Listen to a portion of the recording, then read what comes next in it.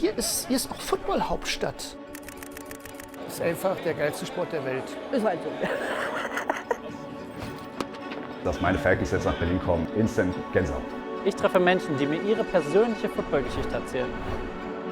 Mach da hinten nicht so einen Krach!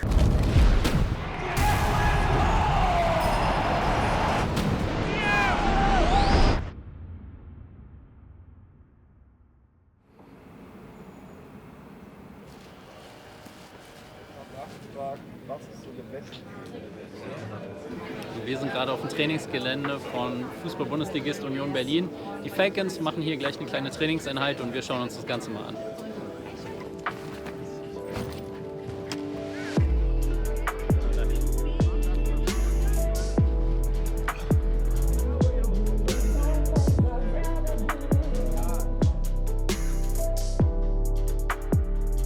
Bijan, Germany has a big Falcons community, and the German International Fan of the Year, Alessandros, comes from Berlin. Yeah. So how was your experience with the Falcons community the last time you've been in Berlin? Man, it was awesome.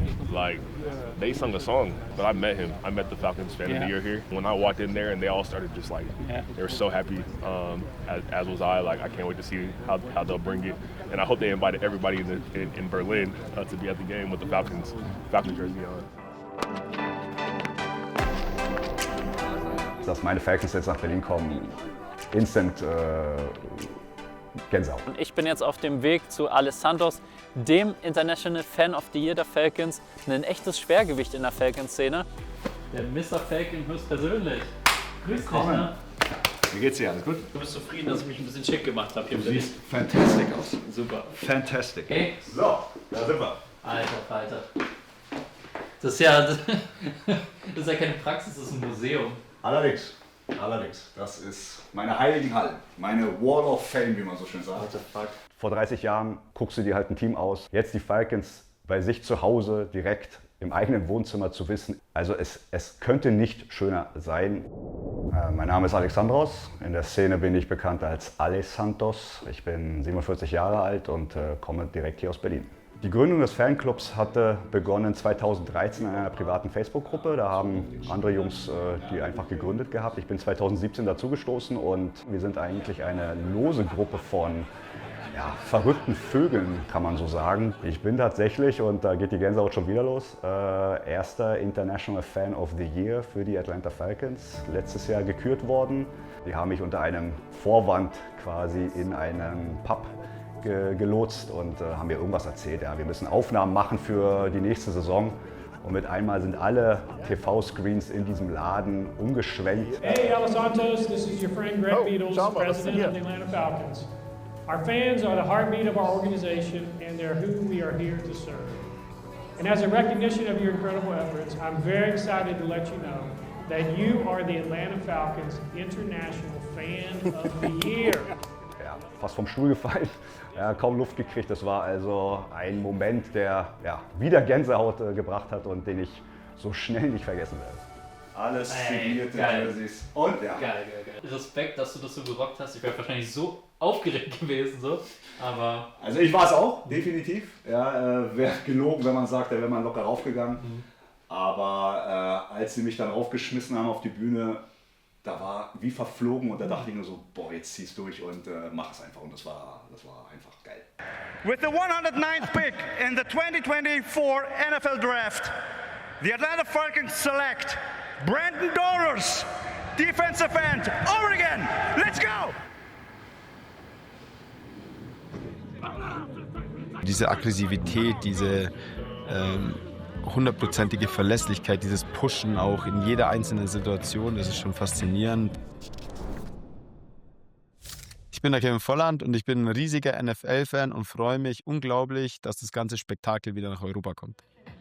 Ich finde, man kann grundsätzlich aus jeder Sportart was mitnehmen und auch einiges lernen. Es sind andere Muster zu erkennen, andere Trainingsweisen, andere Philosophien und auch einfach eine andere Kultur, ein anderes Land. Ja, und du hast eine Vielzahl an Athleten auf dem Platz, jeder ist unterschiedlich irgendwie und ich glaube, dass sich da viele auch identifizieren können. Die einen sind schnell, die anderen sind eher ein bisschen robuster gebaut und jeder feiert es irgendwie. Also für das NFL-Game hier in Berlin war natürlich die Vorbereitung deutlich größer, als man sie vielleicht vor einem ganz normalen Sonntagsspiel hat, die zu Hause passieren würde auf der Couch. Die Gruppe des Fanclubs ist in Berlin recht klein, aber im deutschsprachigen Raum doch sehr viel größer. Wir haben in Norwegen, wir haben in der Schweiz und Österreich Fans, die sich jetzt auf den Weg gemacht haben, um dieses ganze Atlanta Falcons Fandom, wie man so schön sagt, komplett zu leben. American Football verändert dich dahingehend, dass du auf der einen Seite natürlich klar immer so diesen sportlichen Aspekt auch hast, aber wenn du am Ende des Tages deine Familie, deine Freunde, deine Liebsten um dich herum hast, die genauso ticken wie du, die genau die gleiche Leidenschaft wie du an den Tag legen, ja, könnte sogar das Spiel, ich sage jetzt mal Worst Case, ausfallen. Ja, und ich würde mich über die Zeit freuen, die ich mit den deutschen Fans hier verbracht habe, die ich vor allen Dingen auch mit den amerikanischen Fans hier verbracht habe. Once in a lifetime, und das kriegst du auch nie wieder aus mir raus, das wirst du nie wieder wegkriegen. Das ist etwas, was ich nie wieder vergessen werde. Ja.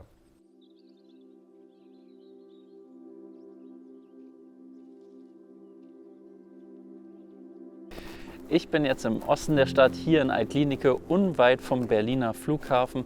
Ich treffe heute eine ganz besondere Footballfamilie und lass mir erklären, was Football is Family im Kern bedeutet. Hallo. Schön, dass du da bist. Grüßt euch, ne? Willkommen. Dankeschön. Ja.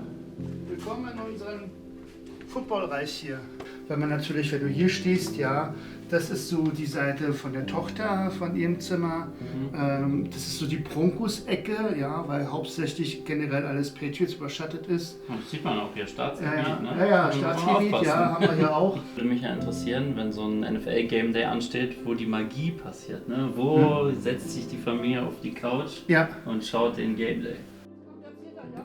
Mein erster Kontakt mit American Football war 1990 durch den Bud Spencer Film Sie nannten ihn Mücke. Ich fand das so cool und so mega und das hat irgendwie diese Liebe entdeckt und entfacht. Ich bin Markus, ich bin Running Back Coach und Special Teams Koordinator bei den Spandau Bulldogs. Wir haben alle das gleiche Hobby, die gleiche Leidenschaft. Wir spielen in unterschiedlichen Teams. Dass wir zwar auf dem Feld Gegner sind, aber außerhalb eigentlich doch all das Gleiche lieben und mögen.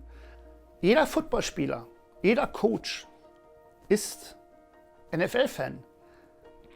Ich finde das gut, dass neben Fußball auch mal der geilste Sport der Welt in Deutschland gezeigt wird und das auch in Berlin stattfindet. Ja, weil Berlin ist immer nur irgendwie was mit Politik und Hauptstadt, sondern hier ist auch Football-Hauptstadt.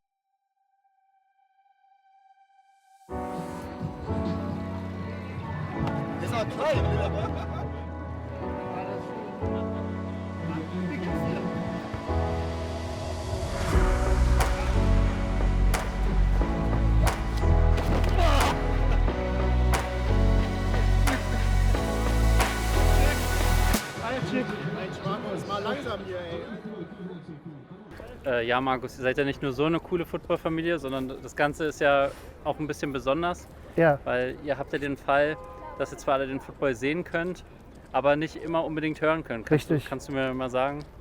Ja, meine Tochter ist an Taubheit-Grenzensperrig geboren worden. Und das ist gerade für uns auch schwierig, oder war für uns schwierig, damit umzugehen. Aber es hindert nicht daran, Football zu spielen. Inklusion im Sport, das ist ein Thema, was mich sehr emotional mitnimmt. Warum nicht für alle? Und das ist auch mein Ziel, woran ich arbeite. Das werde ich wahrscheinlich, den großen Erfolg werde ich vielleicht nie haben. Aber diese kleinen Schritte machen mir das, die sind für mich wichtig, dass obwohl die Kids in dem, sagen wir so, aus der normalen Schiene rausfallen, trotzdem Football spielen können. Weil es heißt immer Football Family und die sollten nicht ausgegrenzt werden. Wenn sie den Sport lieben und den Sport ausüben wollen, dann lasst sie diesen Sport ausüben. Meine Tochter ist da so. Die ist toll. Und ich sehe, wie sie sich durchbeißt als jemand, der eigentlich anders ist als die anderen und trotzdem kämpft, ist für mich das Größte. Ja, ist schon krass irgendwie so, das so zu hören. Also das nimmt mich wirklich mit. Ich habe ja selber einen Sohn, dem geht es Gott sei Dank gut, ne? Aber das ist trotzdem, dass es so Menschen gibt, die das alles mitmachen, ist schon schön zu hören, weil ja, warum sollst du das nicht machen, wenn du diesen Sport liebst, ne? Okay, das reicht. Oh, fuck.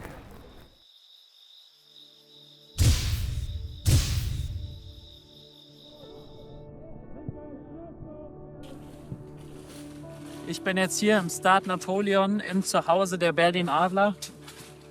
Wir treffen jetzt gleich hier Tina, die Grande Dame vom Berliner Football. Eine echte Legende, aber ihr seht gleich selbst. Das ist doch mal eine Atmosphäre, oder? Weil Football ist halt Family, das sagen wir bei uns hier immer. Und es ist egal, bei welchem Verein du bist. Man hält doch, wenn es hart auf hart kommt, hält man immer alle zusammen. Ich bin Tina, ich bin die Teammanagerin bei den Berlin Adler Herren, weil eine Herrenmannschaft ohne eine Frau funktioniert nun mal nicht.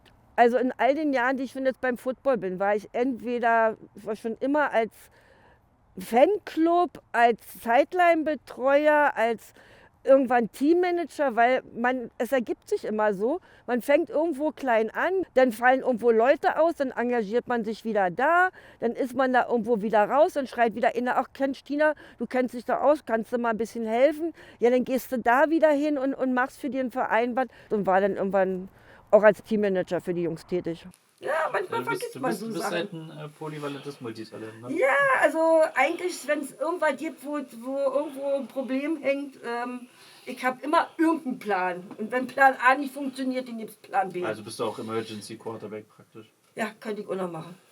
Oh, die Berliner Footballszene hat so ihre Eigenheit. Man hat eben halt seinen Verein, wo man eigentlich immer ist. Aber man unterhält sich miteinander, man redet miteinander. Keiner ist eigentlich dem anderen irgendwie böse oder sonst was. Und das ist einfach die Fankultur, die der Football hat.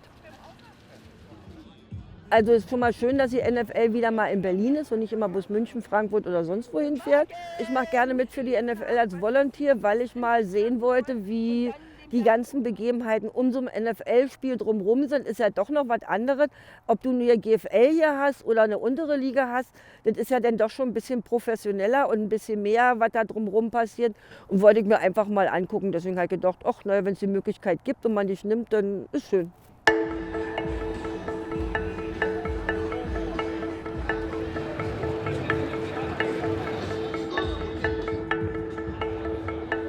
Mein Game Day Moment. Das erste Mal, wenn man das Feld betritt, die Atmosphäre des Stadions aufsaugt und alles auf sich wirken lässt. Hier spielt sonst immer nur Hertha BSC und jetzt stehe ich hier auf dem Feld bei meiner Lieblingssportart American Football. Unglaublich.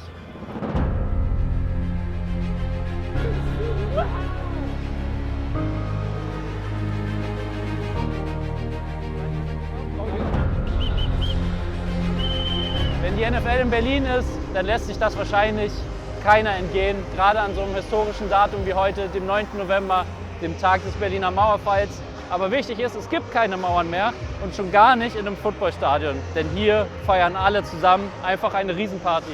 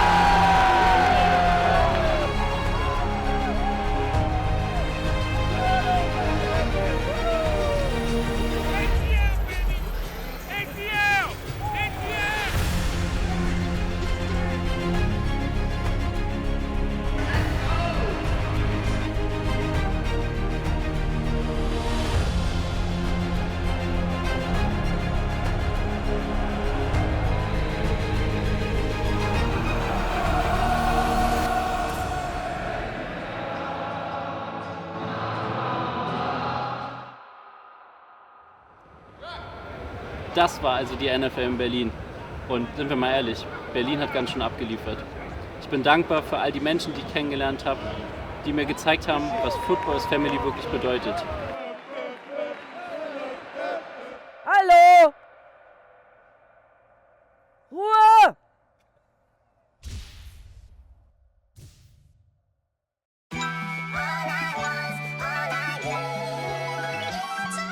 My mind run deep in my thoughts when I didn't have it. Sleeping on the floor, wishing it was a mattress. Now I'm in Hollywood with actors and actresses, where everybody bougie, latest trends and fashions. I'd rather keep it a buck, 100 if you ask me. I was trying to pay the bills just like last week. I was trying to sell a deal just like last week. Trying to run plays and run it up like the mathletes. It's in my DNA to have hope and make a way. Good